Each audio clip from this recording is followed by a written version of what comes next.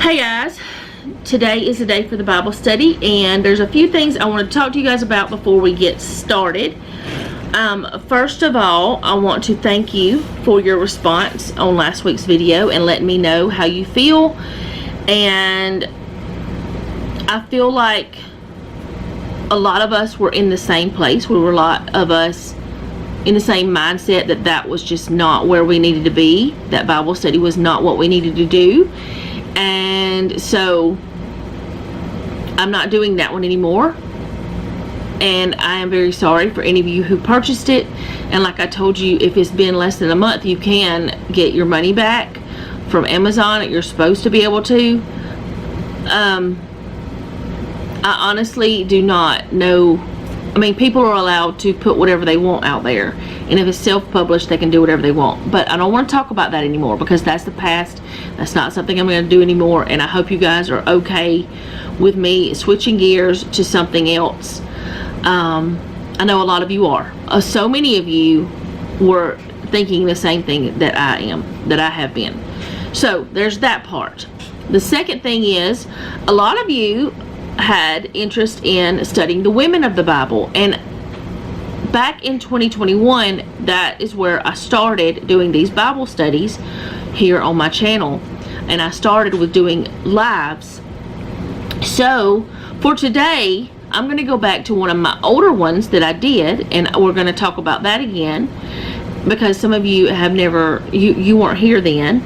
We're going to talk about that again. But before we get into that, the reason why I'm doing that is because we've been so busy that I really didn't have time to sit down and actually do a proper new thing, and I didn't really want to try to find a book really quick or anything like that. Which, here's the thing, I don't know if you guys that have been here for a while remember, but you remember I had a cubby with a lot of my Women of the Bible books in it. So I still had those in there. So maybe this was meant to be, because I never took them out, and I would keep thinking, oh, I need to put those back on the shelf. Oh, I need to put those up. Oh, I need to do this. Oh, I need to do that. But I never would do it. And I thought, you know, I need to do it. But then I was like, well, what if I want to do the Women of the Bible again? Then I'd have to go search them all out. I'd have to go find every one of them. So they're all here. Now, I'm not going to use those books only. I'm using the Bible mostly. And that's what we should be doing anyway, you know. It's Bible study. Use the Bible. But it doesn't hurt to get help from people who have studied before. I feel that anyway, as long as the help is theologically correct, as long as it's biblically correct, we're okay. But sorry, my dryer just quit, or finished. Didn't quit, it finished, whatever. Anyway, I'm feeling better, since a lot of you guys have been you're on the same page as I am. Nobody was objecting to swapping. So another thing I wanted to talk about is, I am going to, at least as of now, I'm going to be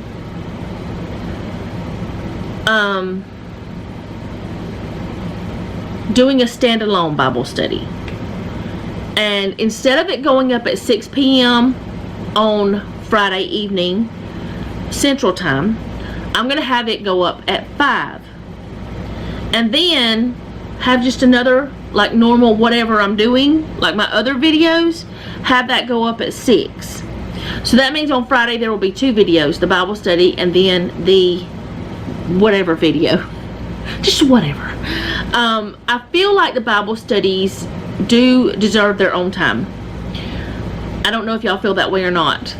And I feel like those that don't want to participate in the Bible study, they don't have to watch the Bible study. You know what I'm saying? So they don't have to, like, oh, well, I'm not going to watch that because it says Bible study, and miss other things that I'm doing. And I know I've been doing this standalone for just a couple weeks, but I feel like that's what I was supposed to do. Eventually, once we get moved and I get my office settled and I get everything figured out, I do want to start doing the Bible studies as a live stream again. But I'm going to have to figure out what day. It'd have to be a Monday through Friday. It could not be a weekend because I do not want to take any time away from Jeff. And so it'd have to be Monday through Friday, sometime that would work no matter what shift he is on. So we've got some time to be discussing this, and you ladies can help me figure out what would work for you and what would work, and I can figure out what would work for me. So Monday through Friday, anytime between, say, 1 p.m. and 3:30, I guess. I don't know. I would say 3 p.m. starting time. Between 1 and 3. That's when I'm thinking would be the best. But then again, it might be good for me to do it in the mornings, because whenever Jeff's on second shift, he'll be sleeping in the morning, so it won't be taking my time away from him. When he's on first shift, he'll be at work, so it won't be taking my time away from him. And I am very aware of what little time that we have together.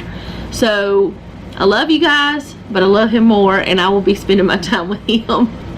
So I'm trying to figure it out, what will be a good time. But like I said, we have time to figure that out. For now, it's just going to be Bible studies that are filmed, and then just like my other videos, I film it, edit, edit and upload. So it will be different. So anyway, I hope that made sense. If you have any questions, feel free to leave them in the comments. I do sometimes step on my own toes and mix myself up. Is that the right terminology? Ooh, I kicked the light. The light's not on, so, but I still don't want to kick it. But maybe not step on my own toes, but trip over my own tongue. Is that the one? I don't know. All these little things people say.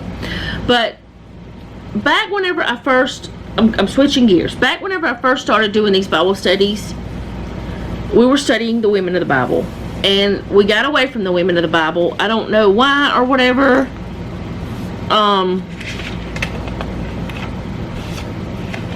But somewhere along the line, we got away from the women. It wasn't a bad thing, but we did do that. I think we started talking about the fruit of the Spirit, and that's what happened. That's not when it happened. Whenever we were talking about the laws of the harvest. Did we ever get back to the women of the Bible? And then we ended up like doing the different books of the Bible. So we're going to go back to the women. And like I said, I did kind of go back to my old notes, and the reason why I did that is I just didn't have time to put into this study like I normally would.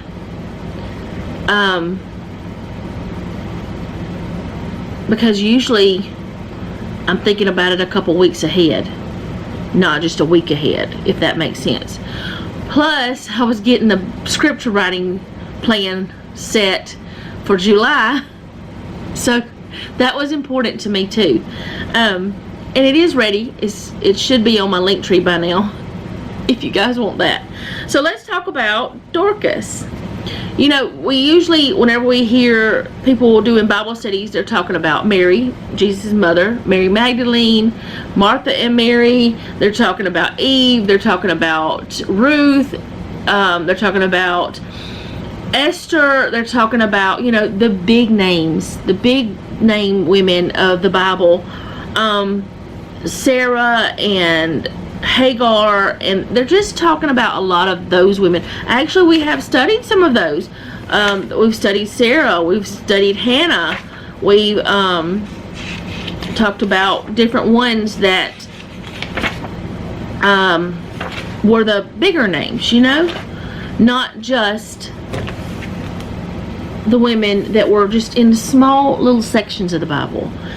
And today, Dorcas is in a very small section. She just has a very few scriptures.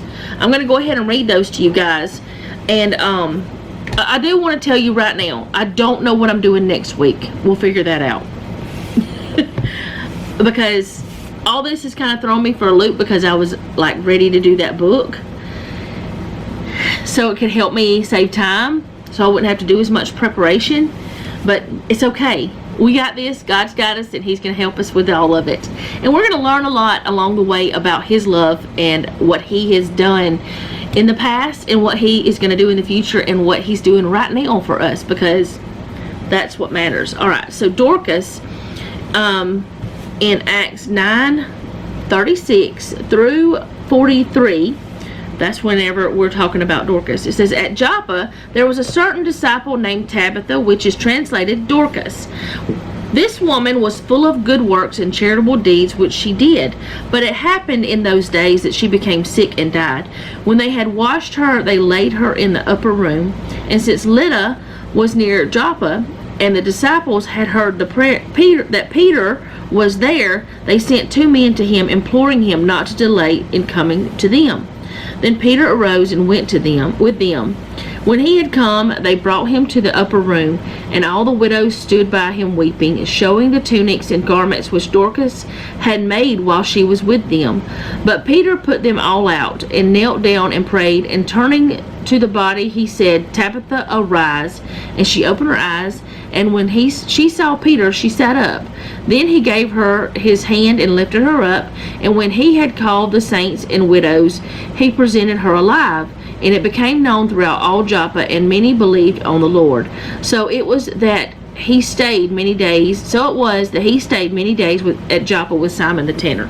Now, most of the time, people would forget about Dorcas. They wouldn't think about Dorcas. They would think about what Peter did. Peter raised a woman from the dead. His faith was that strong. The men who went and got him, their faith was strong enough to know that Peter was a man of God. But they weren't looking at Dorcas. They weren't looking at the widows standing around her who loved her. They didn't look at, I'm not saying everybody who teaches Bible or preaches or does Bible studies. I'm not saying everybody, but a lot of people would focus more on Peter. But Dorcas is a woman who, it says, actually I think it's in here, I've got it. Let's see, what did I say? I don't have it written in there. It's over here then. Let's see, what did it say? It said she was a woman full of good works and charitable deeds which she did. Well, we know if we really listen to me. No, I'm just joking. A lot of times I do say that back then widows were not they were destitute if they did not have a male child to take care of them. So a lot of times the widows were taken care of by other people. Well, Dorcas, to me, and I can't say for sure because she's in a very tiny bit of the Bible, Dorcas to me was one of those people who takes care of the widows. She loved the widows, and she made them tunics. Tunics was something to wear. It was clothing. Clothing is expensive. Even now it's super expensive to wear, to get a wardrobe of clothes. It's not a cheap thing. Well, it wasn't cheap then either. But Dorcas was a woman who loved others enough, loved widows enough to be able to get them the clothes they needed. So let's see what it says. And I did get my cultural Bible out because I thought this would be a good one for looking at this and looking at the notes. Now, I love study Bibles. Y'all know that. I've talked about it. I own a lot of them. But we can't just go by what the study notes say, because that's not actual Bible. We have to go what the Bible says. But study notes are a great thing to help you learn more and dig more. And with the cultural study Bible, the reason why I like it is because it helps you know what was happening in that time. So And for verse 9:36, it says, Joppa, called today Jaffa, was 11 miles from Lydda and 30 miles south of Caesarea. Though less important than Caesarea, the harbor of which was constructed by Herod the Great, Joppa was wealthy and was the only significant Jewish port. So we know that she lived in a place that was very important. Dorcas, Greek for Tabitha, which means gazelle, in the Mediterranean word, many women of means were benefactors, helping sponsor associations. Jewish women were deeply devoted to charity. So she was a very charitable woman. She actually had the means to do it. And in verse 37, it talks about, let's see, washed her later in the upper room. That's what they were talking about. Once she passed away, they washed her and laid her in the upper room. Women prepared other women's bodies for burial. Preparation included washing, as here.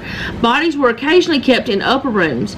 Luke might specifically take note of the upper room here to recall the setting of raising stories in 1 Kings 17, 19 and 23, and 2 Kings 4, 10, 32, and 35. Now, if I was doing studies about people being raised from the dead or something like that, I would go back and look at those references, but we're talking about Dorcas and I want to focus on her, so I'm not going to go back to that. But she was laid in the upper room, and it makes me think about Jesus. They had the Last Supper in the upper room, right? Let me make sure I'm right. I know I'm right, but I don't know I'm right. You know what I'm saying? It's like one of those things.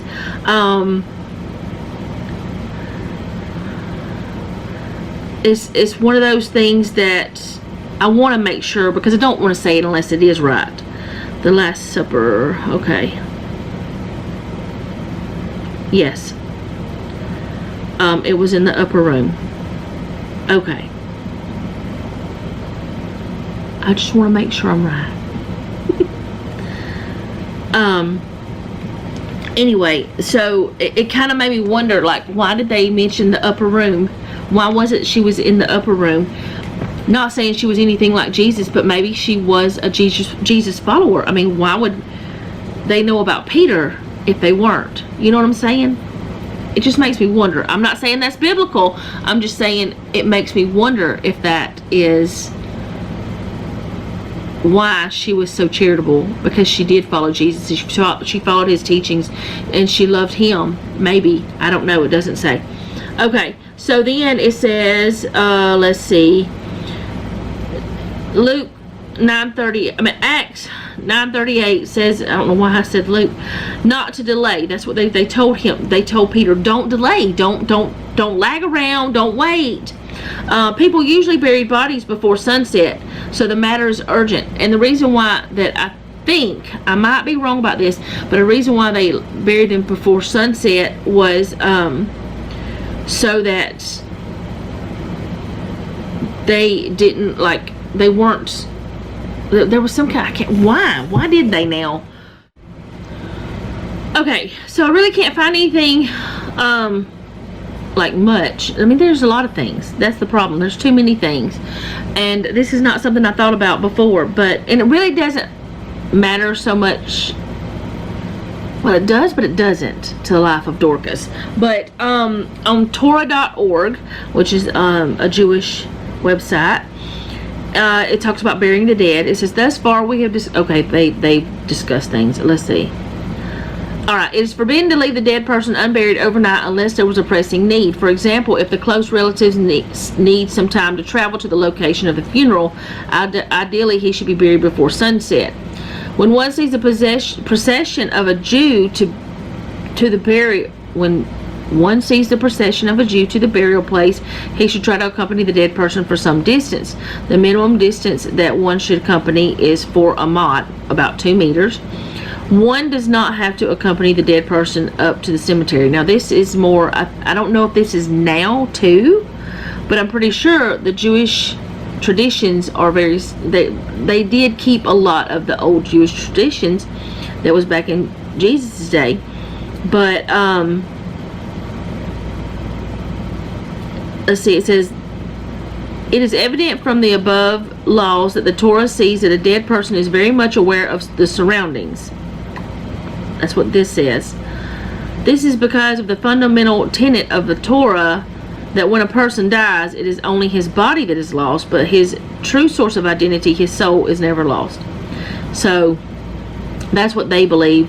I really don't know why, other than what I can find here, and most of them say the same thing, that they wanted them to be buried as quickly as possible, because but I don't really know why. And I guess maybe that's something else I can study later. Maybe I need to write me a note, because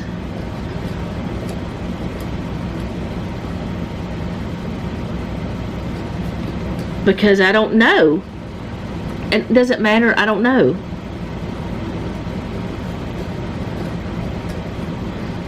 In the grand scheme of things, I can't remember how to spell down. In the grand scheme of things, it doesn't really matter, because it doesn't really have anything to do with our salvation. But I do want to know why they did certain things the way they did them. But either way, they wanted to go get Peter, and they wanted him to get there fast. Maybe they wanted him to get there fast so she could be raised from the dead. Maybe they believed Peter could do that. But if they waited until too late, she'd be buried and be too late. It would be done. There's no way for Peter to get to her. Maybe that was the situation. I'm not sure. And I don't even know if I made any sense, because I got lost in the track of looking for something. That's why I went away. I'm bad about that. I will go down a rabbit trail trying to learn something else, because it will, you know, trip something in my mind and be like, well, why is that? Why did that happen? So anyway, let's keep going.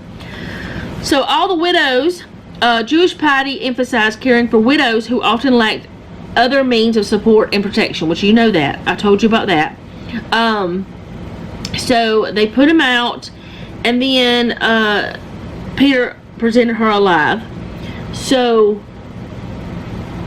we know that she was someone who gave to the widows. She helped them.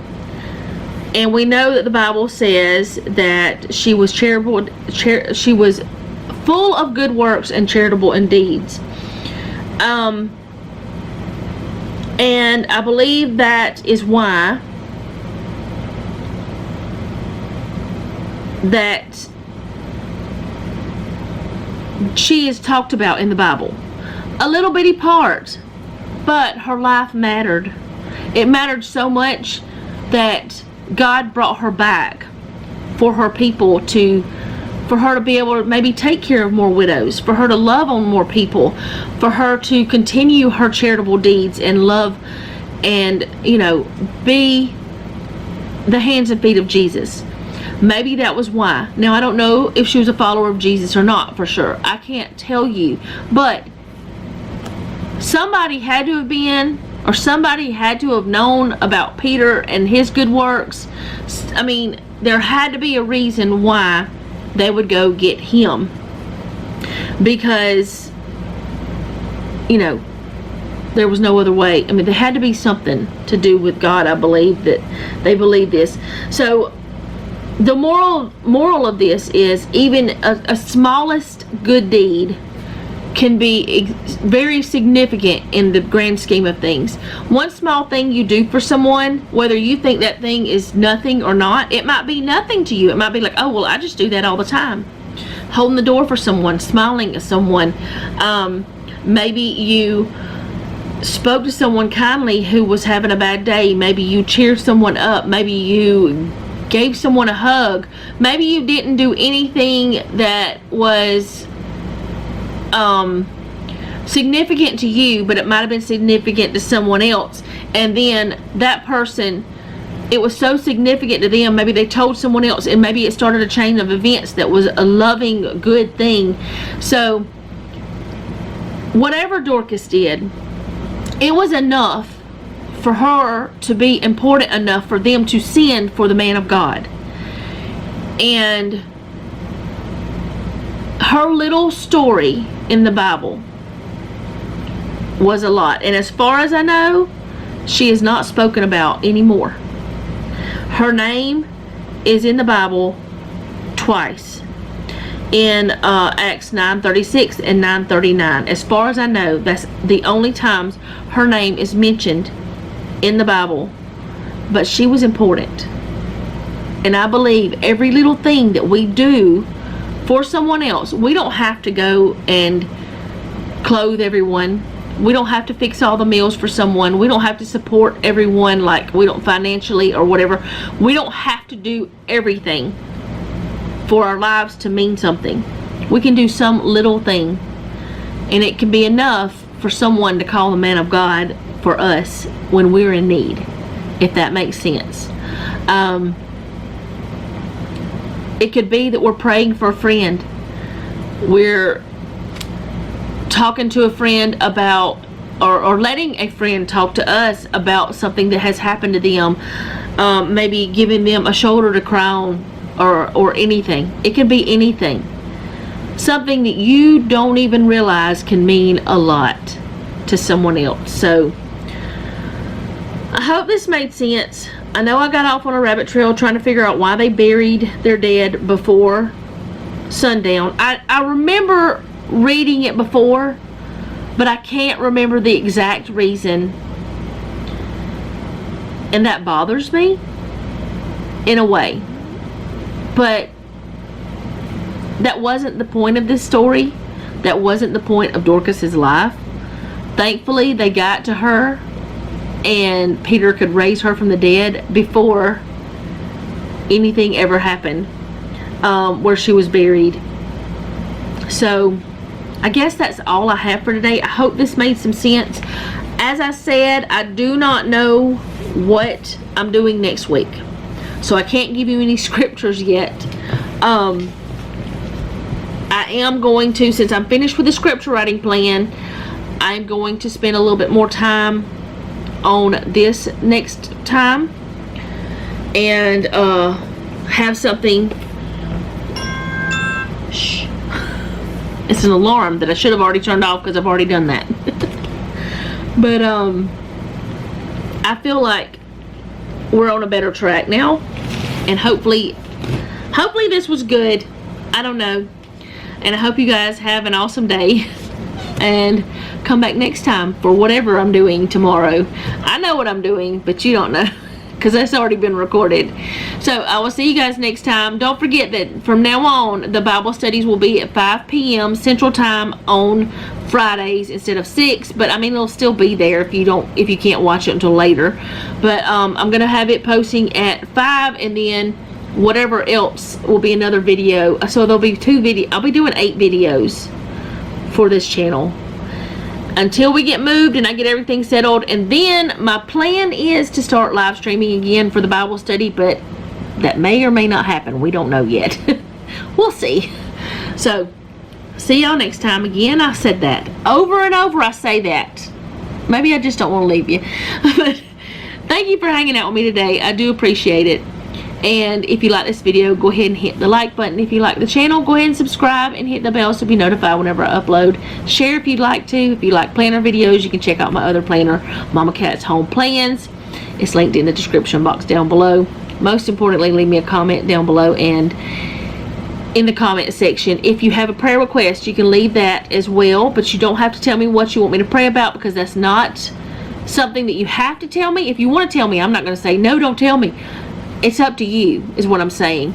You can just say I have an unspoken request, or pray for me. I don't have to know, because God is the one answering the prayers, not me. I'm just praying because I feel like that is what we're supposed to do, is pray for one another. And I believe it's an act of love, and that's just how we're supposed to do. I don't know.